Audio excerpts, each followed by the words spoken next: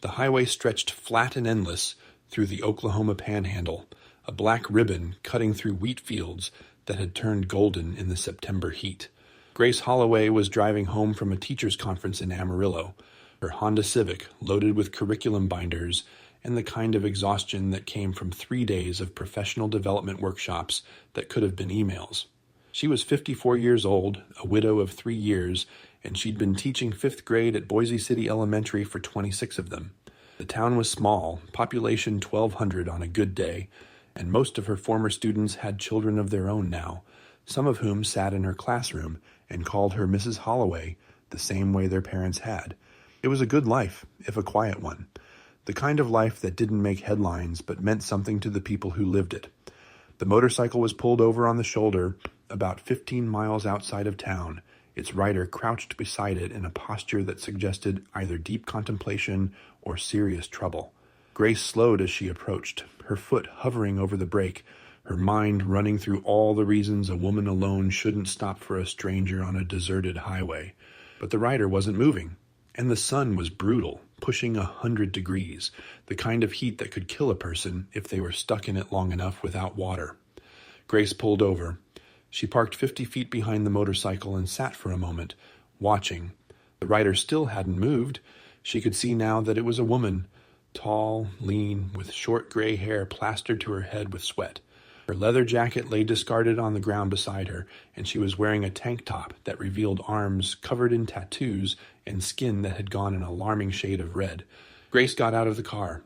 "Ma'am," she called, approaching slowly. "Are you all right?" The woman looked up. Her face was weathered, lined by years of sun and wind, and her eyes were a startling pale green that seemed almost colorless in the harsh light. She was maybe 60, maybe older, and she looked like she'd been sitting in that spot for a while. "Bike died," the woman said. Her voice was hoarse, scraped dry. "About an hour ago, maybe 2. Lost track. Have you called anyone?" The woman laughed, a rough sound that turned into a cough. "Phone's dead too. Forgot to charge it last night." She gestured vaguely at the empty highway. "Haven't seen a car in 45 minutes. Figured I'd just wait it out." "Wait it out?" Grace looked at the sun, then back at the woman. "Ma'am, it's 102 degrees. You could die out here." "Could." The woman shrugged. Haven't yet." Grace recognized the tone. It was the same tone her husband David had used in the months before his heart attack, the resigned acceptance of someone who'd stopped expecting good things and learned to endure the bad ones instead. It made something twist in her chest, a familiar ache she'd never quite learned to ignore. "Come on," Grace said. She walked back to her car and opened the passenger door. "I've got water and air conditioning. We'll figure out the bike after you've cooled down." The woman didn't move. "You don't know me. I know you're overheated and dehydrated and sitting on the side of a highway in the middle of nowhere. That's enough." Grace waited, her hand on the door. "Please, let me help." Something shifted in the woman's pale eyes. Surprise, maybe, or the beginning of trust. She stood slowly, her movement stiff, and walked to the car without another word. Her name was Rose Castellano. She told Grace this as she drank from a bottle of water in careful sips, the air conditioning blasting against her sunburned skin. She was 63 years old, a retired mechanic from Albuquerque, and she'd been riding motorcycles since she was 16. The bike, a 1998 Harley Softail she'd rebuilt herself, had never given her trouble before, but nothing lasted forever. "Where were you headed?" Grace asked. "Nowhere particular, just riding." Rose finished the water and leaned her head back against the seat. "My wife passed 6 months ago, cancer. We used to ride together every fall, take a different route each year. This was supposed to be the first trip without her." Grace was quiet for a moment. The words landed somewhere deep, in the place where her own grief still lived. "I'm sorry," she said. "I lost my husband 3 years ago. Heart attack. He was 58. Rose turned her head to look at Grace. Something passed between them. Not sympathy, exactly, but recognition. The understanding of people who'd walked the same dark road and found their way back to daylight, even if the daylight never looked quite the same. "What was his name?" Rose asked. David Holloway." Grace smiled, the way she'd learned to smile when she talked about him, sad, but real. "He was a good man. Taught history at the high school for 30 years. Coached football. Everyone in town knew him. He sounds like someone worth missing." "He was." Grace started the car. "Let's get you somewhere with shade and a phone. We can call a tow truck, get your bike looked at." They drove into Boise City, Grace pointing out landmarks as they went, the grain elevator, the courthouse, the diner where she'd had her first date with David 40 years ago. Rose listened without commenting, her eyes moving over the small town with the particular attention of someone who'd seen a lot of places and learned to read them quickly. Grace pulled into the parking lot of Harmon's garage, the only mechanic in town. Bud Harmon came out to meet them, wiping his hands on a rag, his eyebrows climbing when he saw Rose's leather vest and the patches sewn onto it. "Got a breakdown about 15 miles east," Grace explained. "Harley Softail, can you send a truck?" Bud nodded slowly, his eyes still on Rose. "I can. Might take a few hours to get to it, though. Busy day." "That's fine," Rose said. She'd recovered enough to stand on her own, though she still looked wrung out. "I appreciate it." "You can wait at my place," Grace offered. "It's just a few blocks. You can get cleaned up, rest until the bike's ready." Rose hesitated. "You've done enough. I can wait here." "In a garage with no air conditioning?" Grace shook her head. "My house has a guest room, a shower, and a refrigerator full of iced tea. Don't be stubborn." For the first time, Rose smiled. It transformed her face, softening the hard lines, revealing something warmer underneath. "You always this bossy?" she asked. "I teach 5th grade. Bossy is a professional requirement." Rose laughed, a real laugh this time, without the cough. "All right, teacher, lead the way." Grace's house was a small craftsman bungalow on a tree-lined street 3 blocks from the school. It had been too big for one person since David died, the empty rooms accumulating silence the way other houses accumulated dust.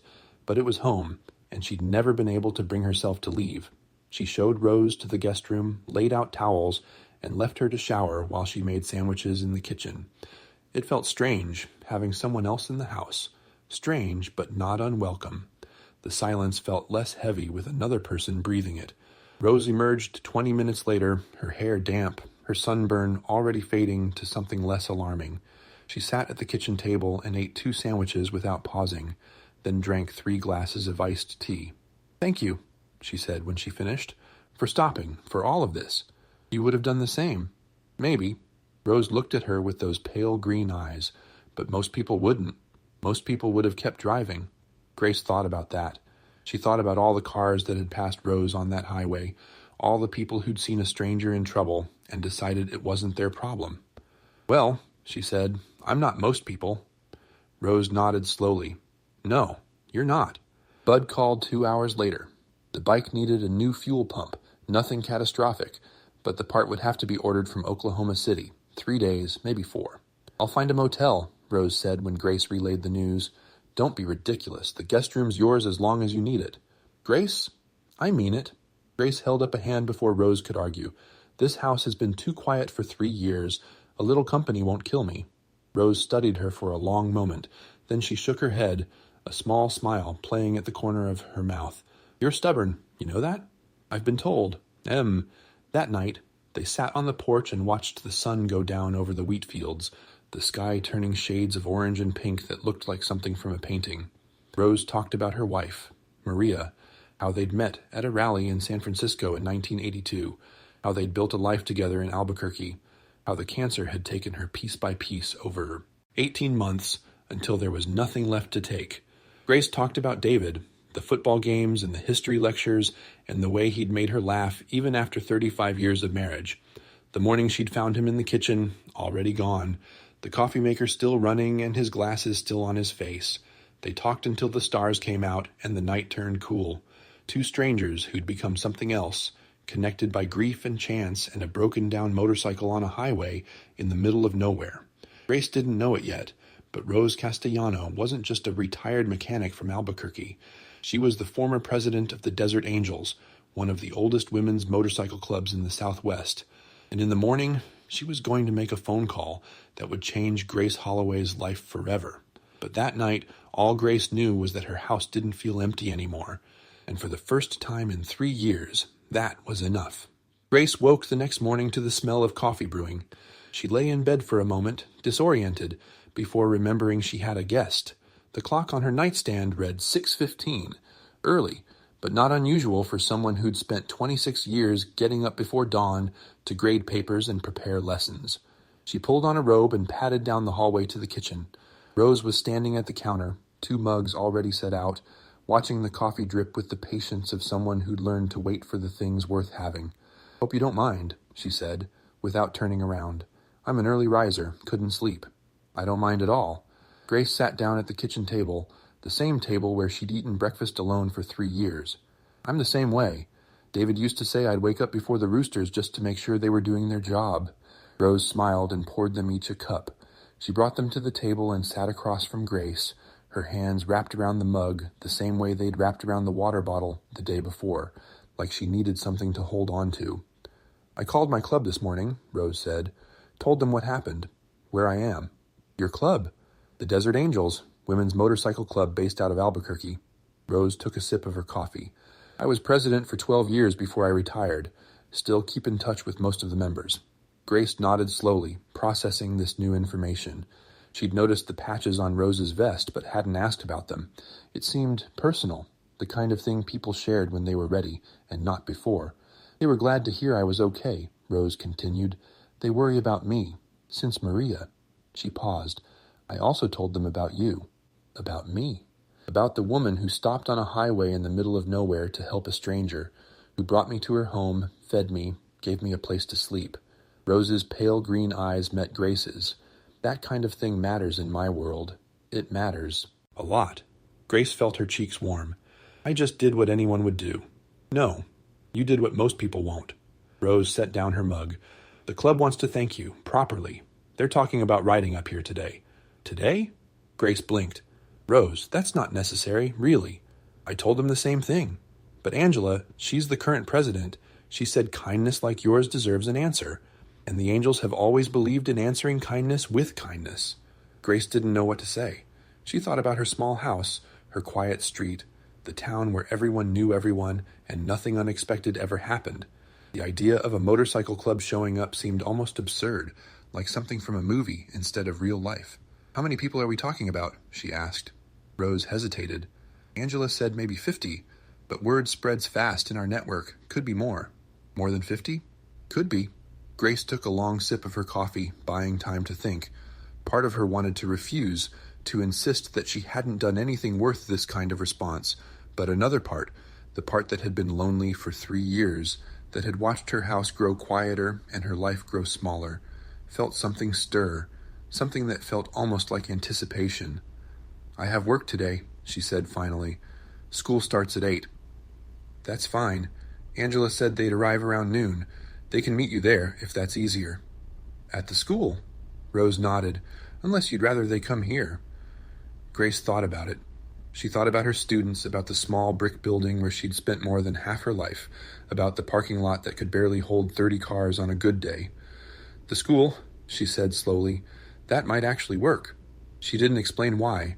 She wasn't sure she could, not yet, but something was forming in her mind, a connection between Rose's offer and a problem that had been weighing on her for months. Grace arrived at Boise City Elementary at 7:30, the same time she arrived every morning. The building was modest, 1-story, red brick, built in 1962 and renovated only once since then. It served 240 students from kindergarten through 6th grade, and it was the heart of a community that had been shrinking for as long as anyone could remember. She unlocked her classroom and began setting up for the day, arranging desks and writing the morning's objectives on the whiteboard. The routine was comforting, a rhythm she'd perfected over decades. But underneath the routine, her mind was elsewhere. The school was in trouble. Everyone knew it, though no one liked to talk about it. State funding had been cut 3 years in a row. The district was running on fumes, patching budget holes with temporary fixes that couldn't last. Last spring, they'd eliminated the art program.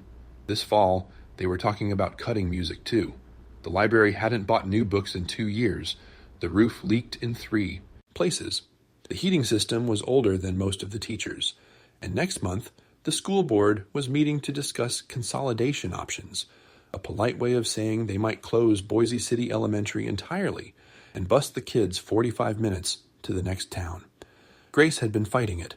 She'd attended every board meeting, written letters to state representatives, organized parent committees that met in her living room and strategized ways to save their school. But fighting took resources they didn't have, and hope was getting harder to sustain. She hadn't told Rose any of this. It felt too heavy for a first conversation, too much to burden a stranger with.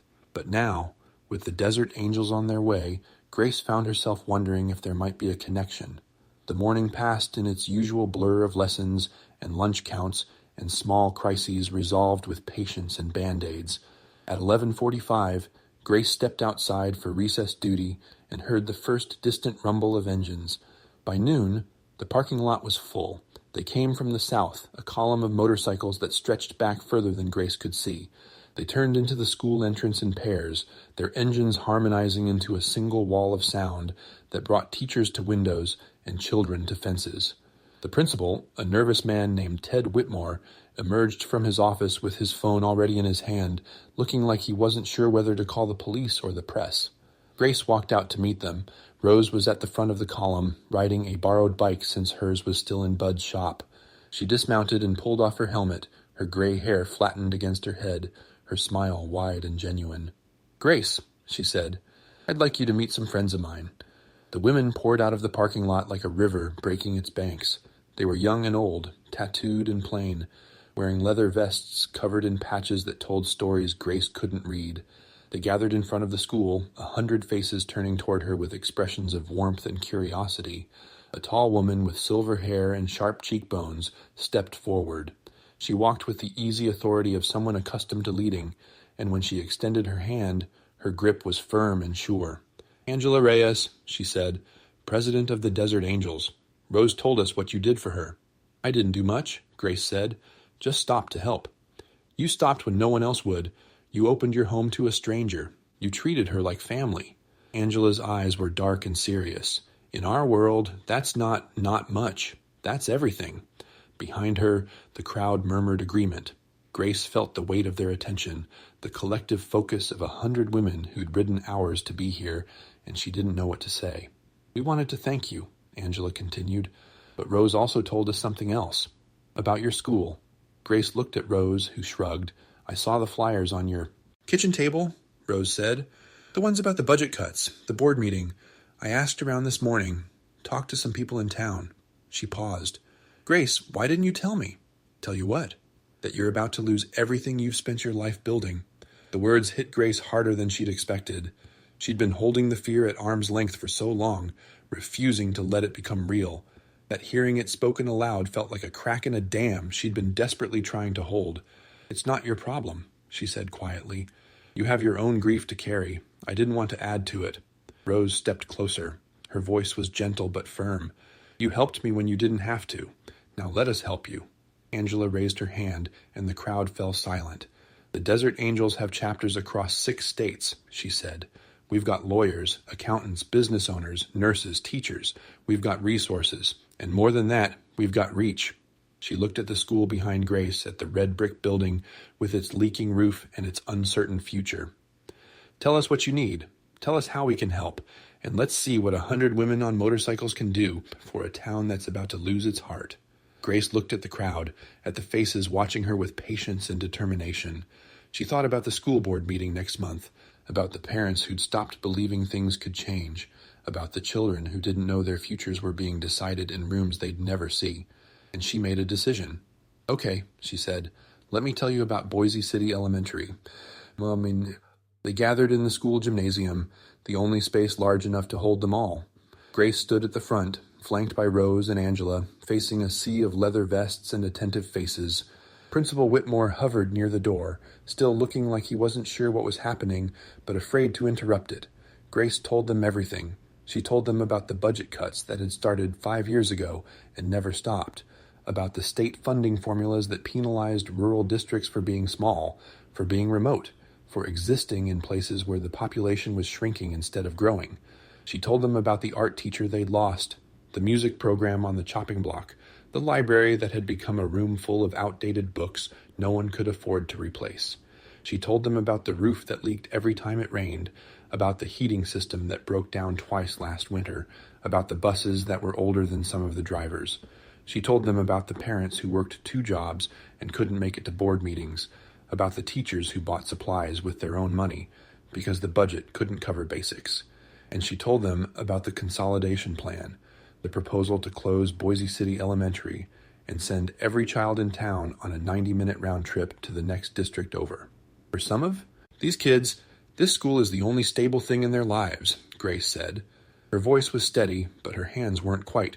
It's where they eat breakfast and lunch. It's where they see adults who care about them. It's where they learn that they matter.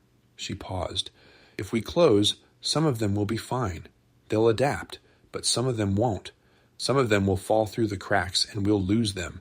Not because they're bad kids, but because we failed to fight hard enough to keep the door open. The gymnasium was silent when she finished. 100 women sat motionless, processing what they'd heard. Angela was the first to speak. How much? She asked. To fix everything you've described. The roof, the heating, the programs. How much would it take? Grace had run the numbers so many times she knew them by heart. To stop the immediate bleeding? About 40,000.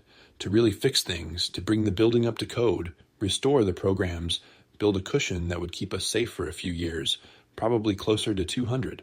A murmur rippled through the crowd. $200,000 was a lot of money, even for a network as large as the Desert Angels. What about the consolidation vote? Another woman asked. When's that happening? October 15th. The school board meets at 7 p.m. at the community center. They'll hear public comment, then vote. And how's the board leaning? Grace hesitated. 3 in favor of closing, 2 against. The 3 who want to close aren't bad people. They're just looking at the numbers and seeing red ink everywhere they look. They think consolidation is the responsible choice. What would change their minds? Proof that the community cares, that people are willing to fight for this school. Grace looked out at the faces in front of her. The board members who want to close, they've convinced themselves that nobody's going to miss this place, that everyone's already accepted it's over. If we can show them they're wrong, if we can fill that community center with people who refuse to let this school die, we might have a chance. Angela nodded slowly. She turned to the woman beside her, a stocky Latina with reading glasses pushed up into her hair and a vest covered in patches. Carmen, you're our numbers person. What are we looking at? Carmen pulled out her phone and started tapping. If we put out a call to all 6 chapters, we could probably get 300 writers here by October 15th. Maybe more if we frame it right. She looked up. But writers alone won't save a school. We need money and we need a plan. So let's make one. Angela stood up and faced the crowd. All right, Angels, you heard the lady. This school is in trouble. And the woman who saved our sister Rose is the one trying to keep it alive. What are we going to do about it? The response was immediate and overwhelming. A woman in the back raised her hand. I own a roofing company in Amarillo. I can get materials at cost and bring a crew up here to fix the leaks. Won't charge labor. Another voice. I'm a grant writer. I can look at federal programs, state programs, private foundations. There's money out there for rural schools. You just have to know where to look. I've got contacts at 3 news stations in Oklahoma City. Human interest story about a motorcycle club saving a school. They'll eat that up. We could do a charity ride.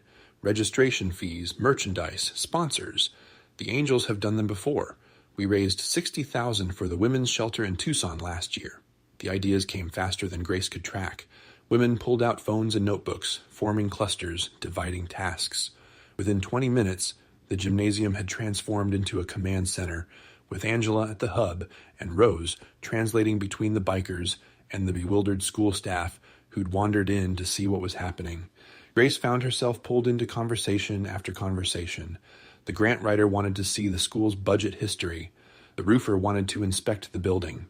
A retired teacher from Phoenix asked about curriculum and testing scores and all the metrics that would matter to a school board trying to justify their decision. By 3 o'clock, when the final bell rang and children began pouring out of classrooms, the Desert Angels had a plan. The charity ride would happen the weekend before the board meeting. 3 days of events culminating in a massive rally at the school. Registration would be $50, with all proceeds going to a fund administered by a nonprofit one of the Angels had connections to. They'd reach out to other clubs, other networks, anyone who might want to be part of something bigger than themselves. The grant writer would start submitting applications immediately. The roofer would bring her crew the following weekend. A team of Angels with media experience would coordinate press coverage, turning the story of Grace and Rose into something that could spread far beyond the Oklahoma Panhandle. And on October 15th, they would fill the community center with so many people that the school board would have no choice but to listen. This is crazy, Grace said to Rose as they stood in the parking lot, watching the Angels prepare to ride out. This whole thing is crazy. Maybe. Rose was smiling, the first real smile Grace had seen since she'd found her on the highway. But crazy is not the same as impossible. How do you know this will work? I don't. Nobody knows anything for sure. Rose turned to face her. But I know this. 3 days ago, I was sitting on the side of the road, ready to give up. I'd lost Maria, I'd lost my purpose, and I was starting to think maybe I'd lost myself too. And then you stopped. Her voice softened. You stopped when you didn't have to. You saw a stranger in trouble and you decided to help. That's not nothing, Grace. That's everything. Grace felt the familiar sting of tears and blinked them back. I just gave you water in a guest room. You gave me hope. And now we're going to give it back. Rose squeezed her arm. Let us do this. Let us show you what happens when women decide to take care of each other. The engine started one by one, building to a roar that echoed off the school building and rolled across the empty fields beyond. Grace stood in the parking lot and watched the Desert Angels ride away, a river of chrome and leather flowing south toward the horizon. When the last bike had disappeared, she turned back to the school. The sun was getting low, casting long shadows across the playground, painting the brick walls in shades of gold. For 26 years, this building had been her second home. She'd watched children grow up within its walls, watched them leave and come back with children of their own. She'd buried her husband and kept teaching because the school needed her, because the kids needed her, because stopping felt like giving up on the only thing she had left. Now, for the first time in years, she felt like she wasn't fighting alone. She walked back inside to grade papers and plan lessons and wait for the storm that was coming. It was going to be one hell of an October. The first week of October transformed Boise City in ways no one had expected. It started with the roofers. A caravan of trucks rolled into town on a Saturday morning, loaded with shingles and plywood and tools that looked like they meant business. The crew, 8 women from Amarillo, led by a broad-shouldered contractor named Diane, who'd been fixing roofs since before Grace was born, set up camp in the school parking lot and got to work before the sun was fully up. By Sunday evening, the roof was done. Not patched, not temporarily fixed, but properly repaired for the first time in 15 years. Diane handed Grace a receipt marked "Paid in Full" and refused to discuss the cost. The Angels covered it, she said. Materials, labor, everything. You just make sure those kids have a dry place to learn. The following week, an HVAC specialist from Oklahoma City showed up unannounced. He spent 3 days crawling through ductwork and replacing parts, and when he left, the heating system worked better than it had since the Clinton administration. He also refused payment. "Friend of a friend," he said when Grace pressed him. "Word gets around." Word was getting around in more ways than one. The local paper ran a story about the motorcycle club that had descended on Boise City Elementary, and the story got picked up by outlets in Amarillo and Oklahoma City. A television crew came to interview Grace, standing in front of the school with Rose beside her, and the segment aired on the evening news with the headline, "Biker Sisters Rally to Save Rural School." The phone started ringing. Parents who'd given up on the school called to ask how they could help. Former students reached out from cities across the country, wanting to donate, wanting to spread the word. A teacher who'd left Boise City 20 years ago sent a check for $500 and a note that said, "This school changed my life. Don't let them close it." The charity ride was scheduled for the weekend before the board meeting. Angela had coordinated with clubs across 5 states, spreading the word through networks Grace hadn't known existed.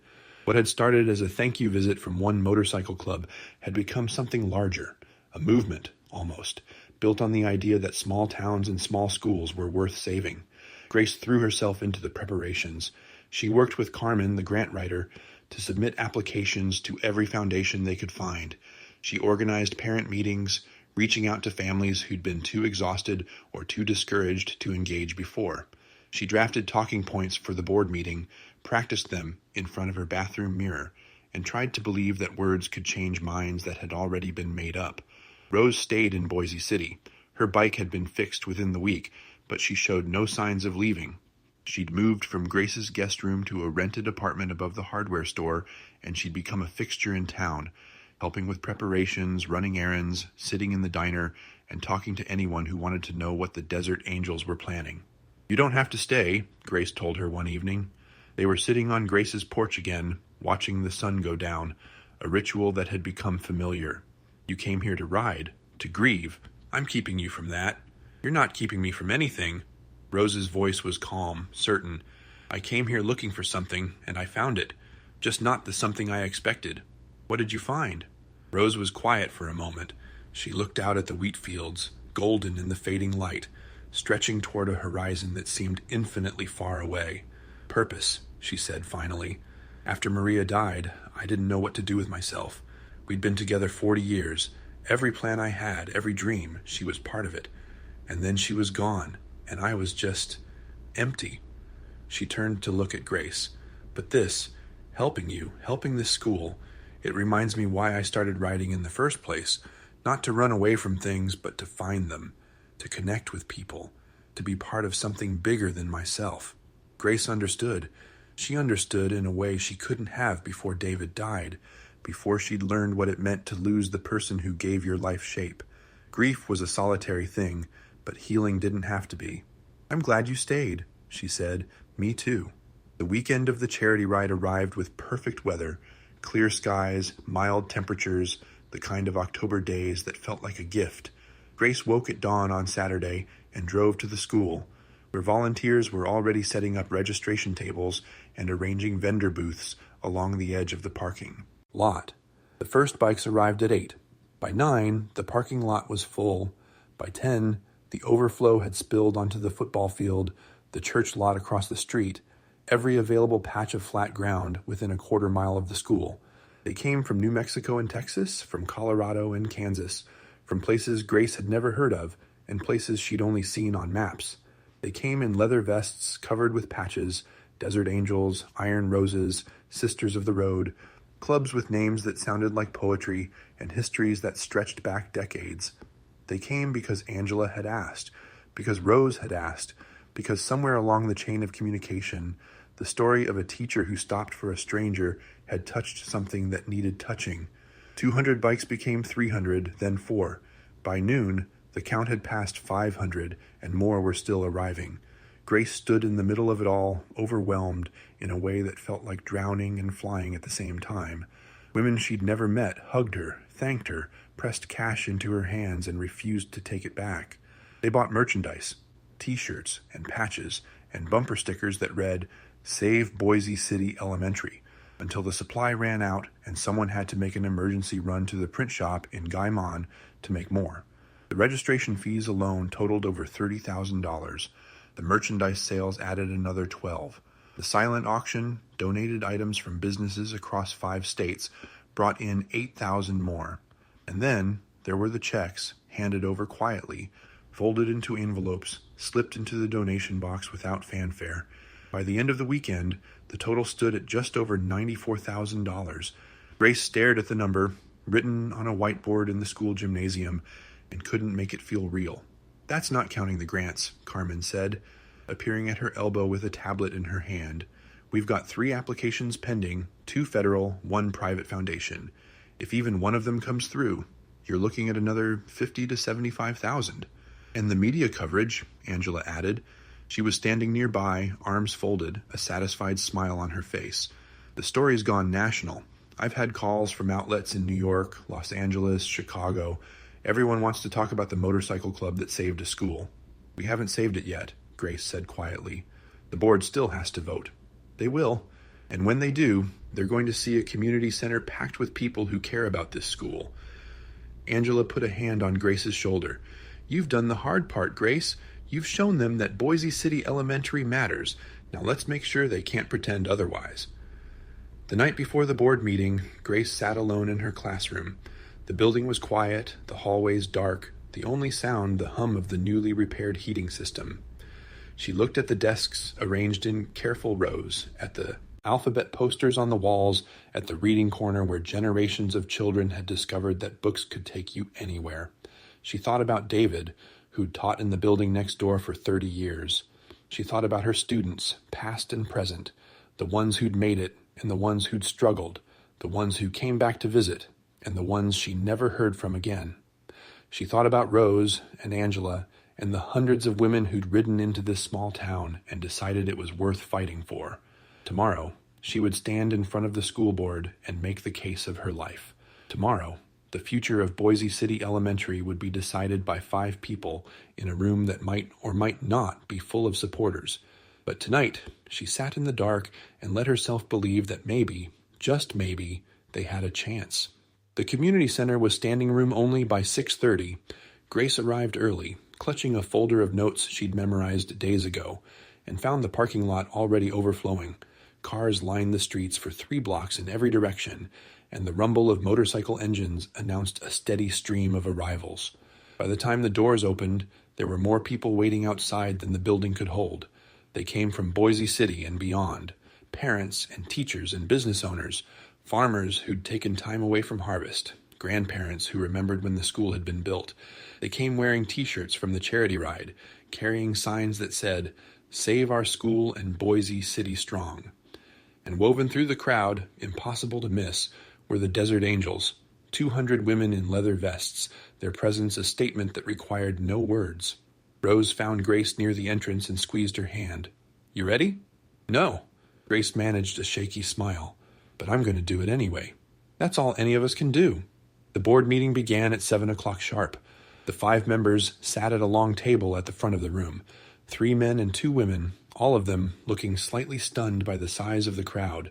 The chairman, a retired banker named Harold Pembroke, called the meeting to order with a voice that didn't quite hide his nervousness.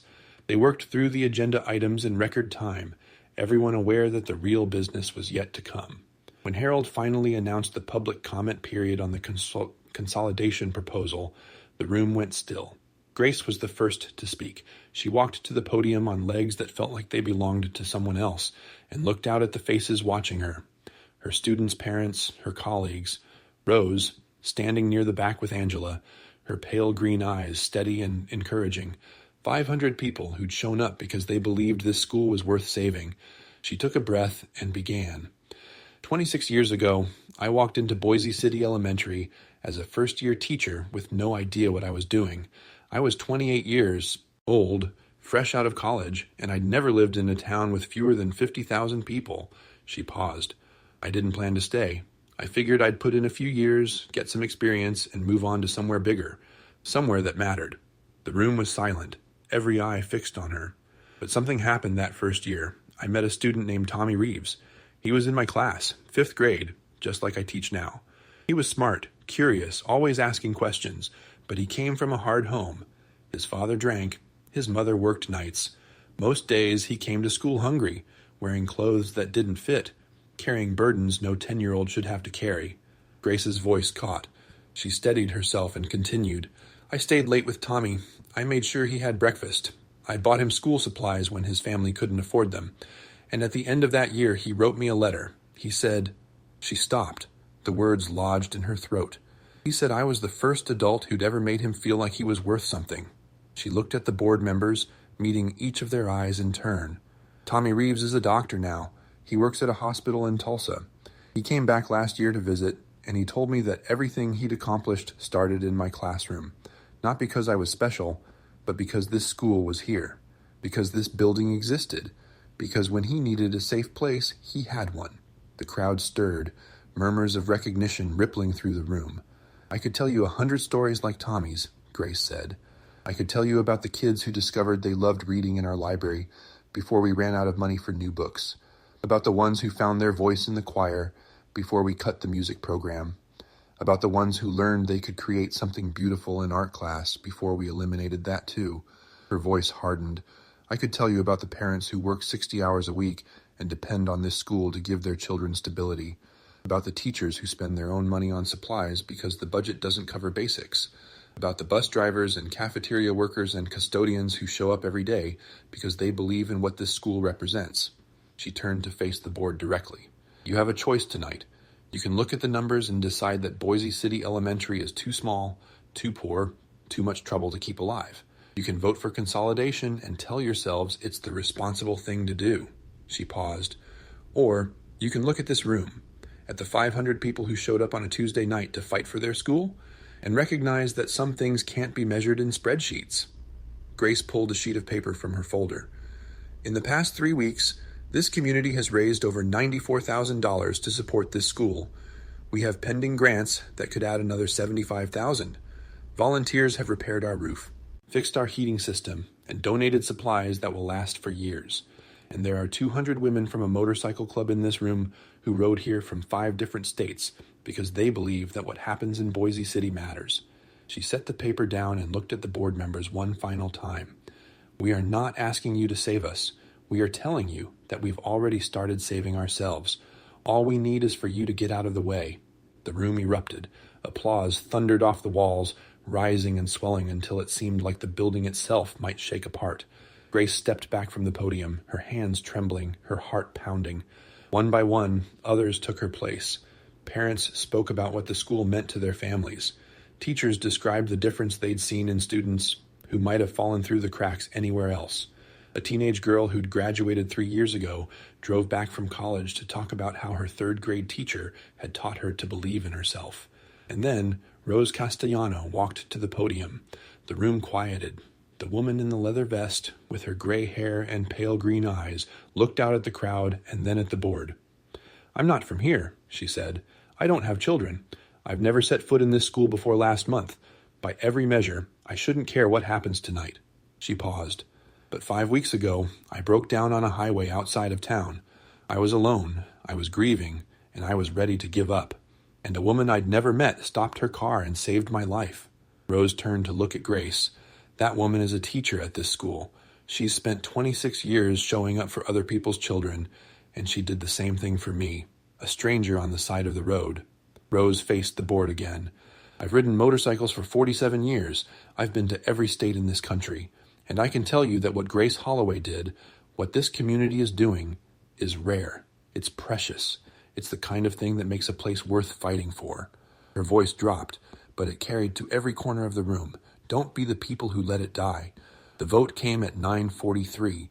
Harold Pembroke called for a motion to table the consolidation proposal indefinitely, pending a full review of the school's financial situation and the community resources that had been raised. The motion was seconded immediately. The vote was unanimous, 5-0. The room exploded. People cheered, cried, embraced strangers who had become allies over the course of a single evening. Grace found herself surrounded by parents and teachers and students, by Angela and the Desert Angels, by Rose, who held her tight and didn't let go. "You did it," Rose said. "We did it." Grace's face was wet with tears she didn't bother to wipe away. All of us. Outside, the night was cool and clear, the stars scattered across the Oklahoma sky like promises. The Desert Angels gathered in the parking lot, their bikes gleaming under the streetlights, preparing for the long ride home. Angela found Grace in the crowd and embraced her. "You've got our number," she said. "Anything you need, anything at all, you call. The Angels don't forget." "I won't forget either." Grace looked at the women around her, at the leather and chrome and the faces that had become familiar. "Thank you for everything. Thank Rose. She's the one who saw something worth saving." Rose was waiting by her bike, her helmet in her hands. Grace walked over to her, the two of them standing apart from the crowd, sharing a silence that didn't need to be filled. "You're leaving," Grace said. "In the morning. The road's been waiting long enough." Rose smiled, the lines around her eyes crinkling. "But I'll be back. This town's got a hold on me now. It does that." They embraced, 2 widows who'd found each other on a highway in the middle of nowhere, whose lives had intersected for reasons neither could fully explain. "Thank you," Grace whispered, "for stopping when you didn't have to." Rose laughed softly. "I think that's my line."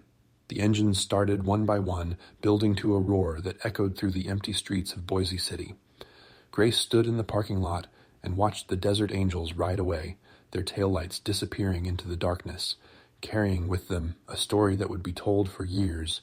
She stayed until the last rumble faded, until the night was quiet again and the stars were the only light. Then she walked to her car and drove home, to the small house on the tree-lined street, to the guest room that still held traces of Rose's presence. The school would survive. The children would have a place to learn. And somewhere out there, on highways and back roads across the country, women were riding through the night, connected by a bond that distance couldn't break.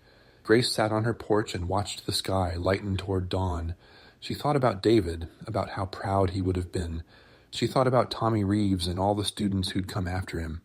She thought about Rose riding south toward Albuquerque, toward whatever the road had waiting for her next, and she understood, finally, what she'd known all along. You help the people in front of you. You stop when others drive past. You open your door to strangers and trust that the kindness will come back around. It always did. Maybe not in the ways you expected. Maybe not on the timeline you hoped for, but it always came back. That was the whole point. That was the only thing that mattered. Grace closed her eyes and let the morning find her, peaceful for the first time in longer than she could remember. The school was safe. The angels were riding, and somewhere out there, on a highway she'd never see, a stranger was about to break down. Maybe someone would stop for them, too.